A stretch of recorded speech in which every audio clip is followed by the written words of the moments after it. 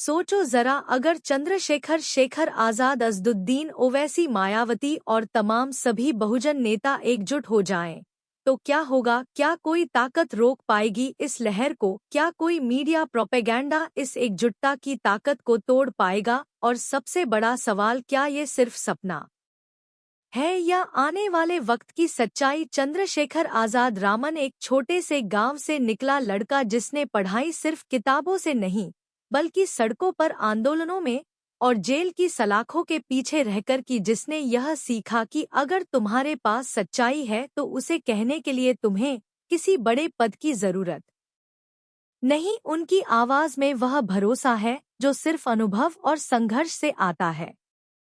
जब वो मन से बोलते हैं तो सिर्फ शब्द नहीं, बल्कि हर शब्द के पीछे सालों का दर्द, मेहनत और उम्मीद होती है। यही वजह है कि लोग उन्हें सिर्फ एक नेता नहीं बल्कि अपने बीच का बेटा, भाई और साथ ही मानते हैं।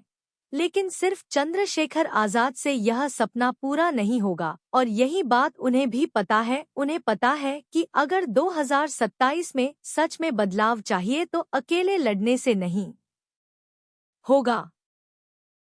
बहुजन आंदोलन के इतिहास में सबसे बड़ी कमजोरी रही है बिखराव। हर इलाके में एक अलग नेता, एक अलग संगठन और सबका अपना अपना एजेंडा। दुश्मन चाहे कोई भी हो, लेकिन हमारी लड़ाई हमेशा आधी ताकत के साथ लड़ी गई, और यही वजह है कि सत्ता में आने के बावजूद भी हम अपनी पूरी ताकत से बदलाव नहीं ला पाए। अब वक्त है इस इतिहास को बदलने का। सोचो, अगर असदुद्दीन ओवैसी अपनी सटीक और धारदार राजनीति के साथ चंद्रशेखर आजाद के कंधे से कंधा मिलाकर खड़े हों। ओवैसी के पास जो तर्क और आंकड़ों का जखीरा है, वो किसी भी टीवी डिबेट में, किसी भी संसद में विपक्ष को चुप कराने की ताकत रखता है। और अगर यह ताकत बहुजन एकजुटता के साथ जुड़ जाए तो ये सिर्फ चुनाव नहीं बल्कि एक क्रांति होगी। मायावती का अनुभव और नेटवर्क इस समीकरण में वो चाबी साबित हो सकती है जो सत्ता के दरवाजे खोल दे।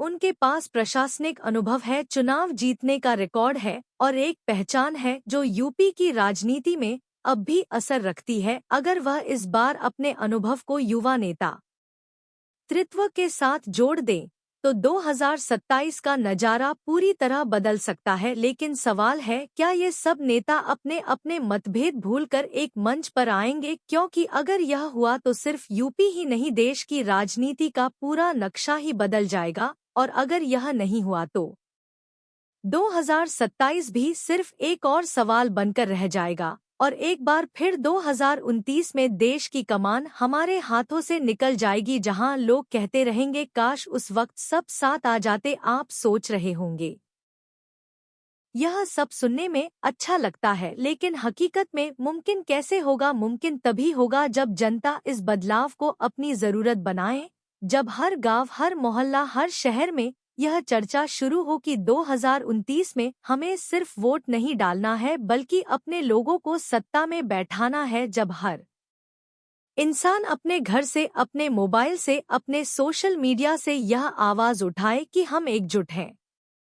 जब सभी नेता समझें कि अगर वो साथ नहीं आए तो जनता उन्हें माफ नहीं करेगी।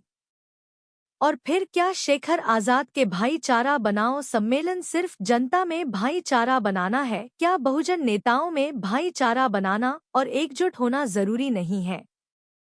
अब यह आवाज उठाने की शुरुआत हमें अभी से करनी होगी। 2025 और 2026 में इस आंदोलन की नींव रखनी होगी। हर चुनाव, हर सभा, हर मंच पर यह मैसेज देना होगा कि यह लड़ाई सिर्फ किसी एक नेता की कुर्सी के लिए नहीं बल्कि हमारे आने वाले बच्चों के भावी के लिए है। हमें अब यह नहीं सोचना कि कौन मुख्यमंत्री बनेगा, बल्कि यह सोचना है कि मुख्यमंत्री कैसा होना चाहिए।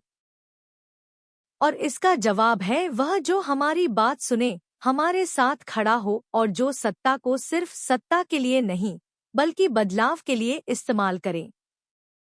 और ये सब सुनते हुए तुम सोच रहे होंगे कि क्या सच में 2027 में चंद्रशेखर आजाद या कोई और बहुजन नेता मुख्यमंत्री बनेंगे? मेरा जवाब है हाँ, अगर हम चाहें तो। यह हमारी ताकत पर, हमारी एकजुटता पर और हमारी समझदारी पर निर्भर करता है। अगर हमने अपने मतभेद भूलकर अपने अहंकार को किनारे रखकर एकजुट हो गए तो 2027 सिर्फ एक तारीख नहीं बल्कि बहुजन राजनीति के पुनर्जन्म का साल होगा। तो आज से ही सोचो, बोलो और फैलाव। 2027 में बदलाव होगा, 2027 में एकजुटता होगी और 2027 में बहुजन मुख्यमंत्री होगा। वक्त है कि हम नेताओं को साफ कह दें, या तो साथ आओ या जनता तुम्हें छोड़ देगी।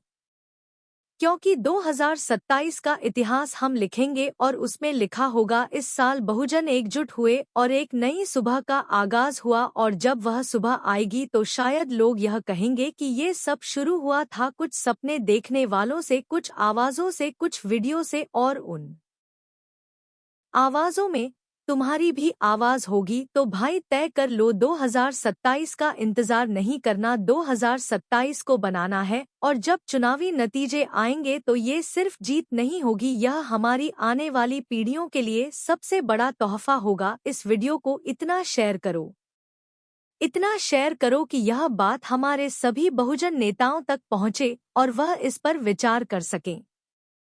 क्या 2027 में उत्तर प्रदेश में